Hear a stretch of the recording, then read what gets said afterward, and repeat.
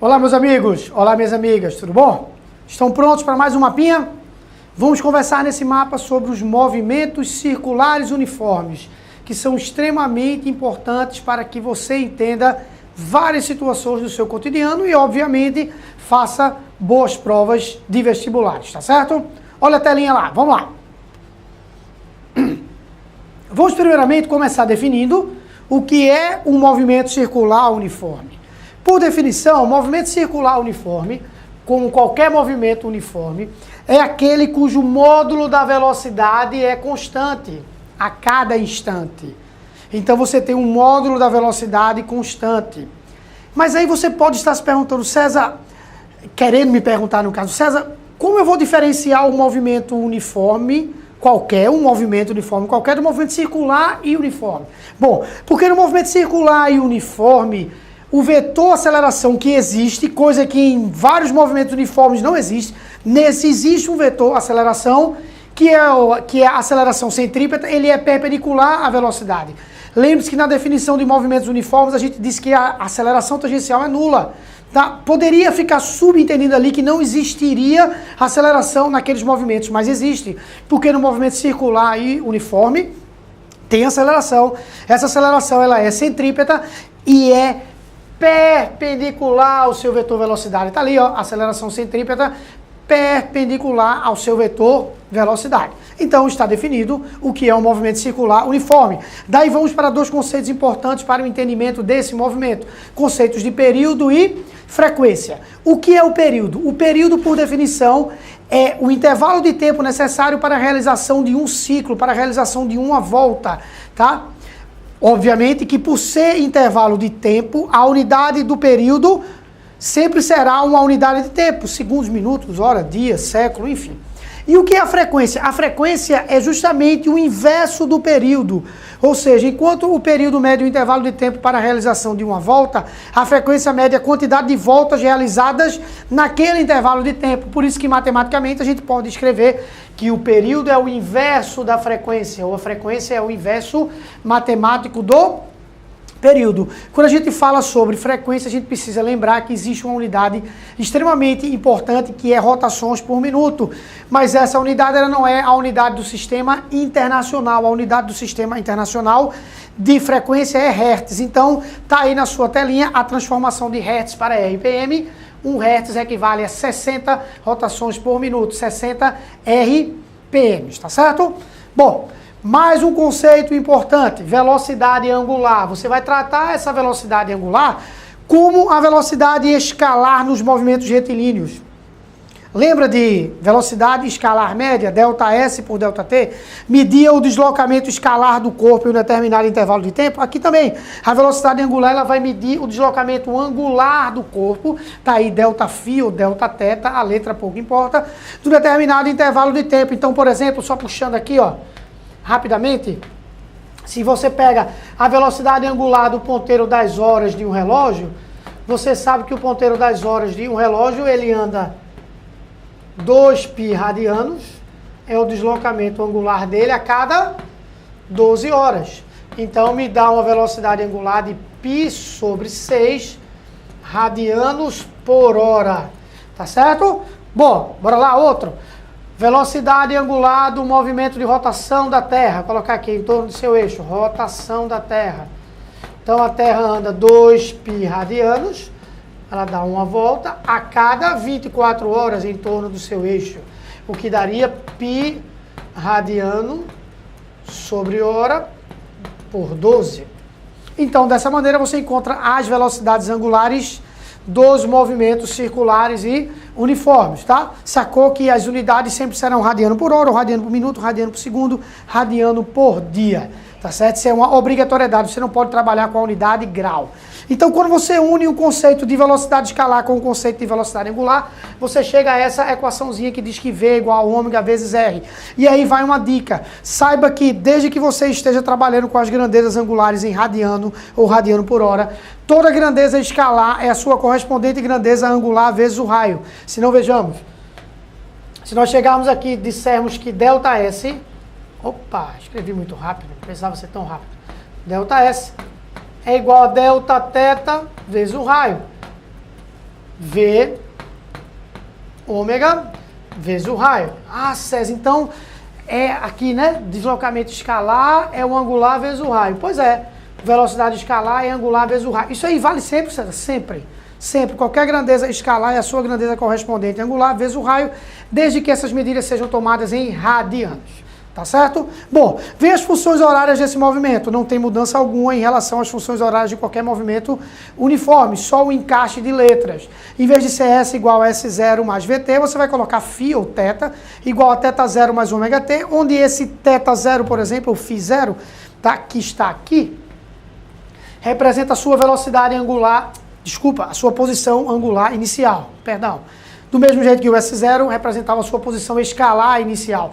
Acho que essa figura explica muito bem o que eu estou querendo dizer. Depois você olha com mais cuidado a mesma, que aí você vai entender. Então, não precisa de mais funções horárias, de mais função horária, né?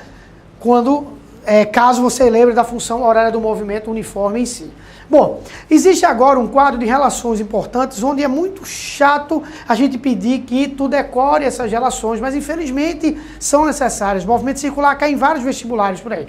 Então a gente listou aquelas mais importantes, tá? Tem ômega igual a 2π sobre t, velocidade angular 2π sobre o período, ou ômega igual a 2π vezes f. Ótima notícia. Sabendo dessa, você sabe a da velocidade, porque você vai pegar essa equação e encaixar com essa daqui. E aí, no lugar de ômega, você joga ou esse valor daqui, e você consegue ter o valor de V. Então, você, obrigatoriamente, não vai precisar dessas duas. Beleza? A mesma coisa ocorre com a aceleração centrípeta. Se você sabe essa relação da aceleração centrípeta e essas duas do ômega, você substitui na hora e chega que a aceleração centrípeta é V ao quadrado sobre R.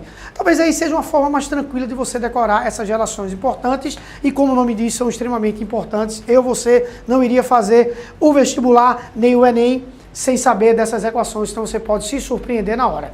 E aí vamos para os exemplos que o Enem principalmente mais cobra, tá certo? Que são os exemplos de transmissão de movimento circular uniforme. A transmissão de movimento circular uniforme, ela pode ser feita de duas maneiras. Estão aí? Primeira maneira, através de um eixo, tá certo? Você coloca um eixo, provoca uma rotação nesse eixo e acopla duas ou mais polias, duas ou mais engrenagens nesse eixo. E quem vai ditar esse movimento é o eixo. Por isso que eu escrevi que a frequência do eixo é numericamente igual à frequência de A e numericamente igual à frequência de B. Que o período também, eles são numericamente iguais. E, consequentemente, as velocidades angulares também são numericamente iguais. César, então tudo é igual? Não. Tudo não é igual. Só rapidamente colocando, se eu olho essa figura da engrenagem de um outro ângulo, isso que eu vou pintar aqui é o eixo. Essa primeira engrenagemzinha é a engrenagem, deixa eu só retornar para a minha figura, é a menor, é a B. Pronto. Essa aqui é a B. E essa aqui de fora é A. Tá certo?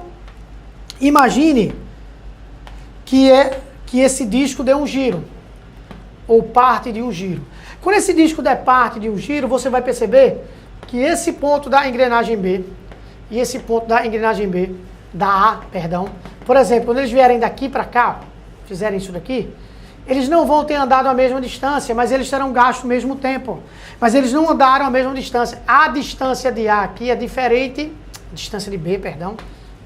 Oh, César, que maravilha eu fiz. Então, bora lá, outra vez. Desculpa, perdão, bora lá. Desenhar aqui. Perdão, hein? Você deve agora ter me xingado até. Mas tudo bem. Ficou bonitinho, que agora eu fiz de outra cor. Então, aqui é B, aqui é A, perdão. Então eu vou pegar um ponto de B e um ponto de A, e esses mesmos pontos estarão aqui.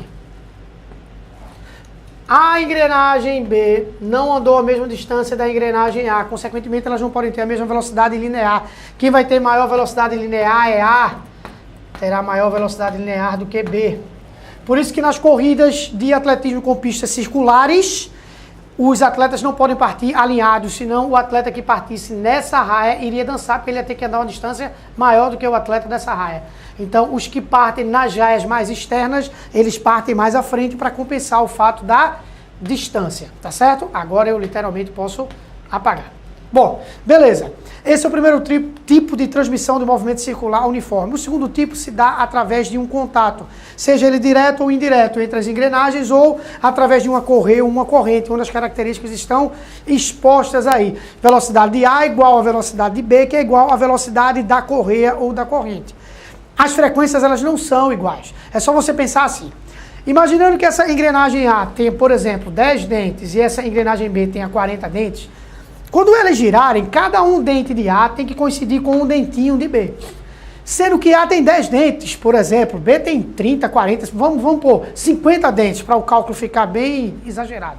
Então, para que um dentinho de A coincida com o dentinho da engrenagem B, enquanto a engrenagem B der uma volta, A tem que dar 5 voltas. Por isso que a frequência de A ela é maior que a frequência de B.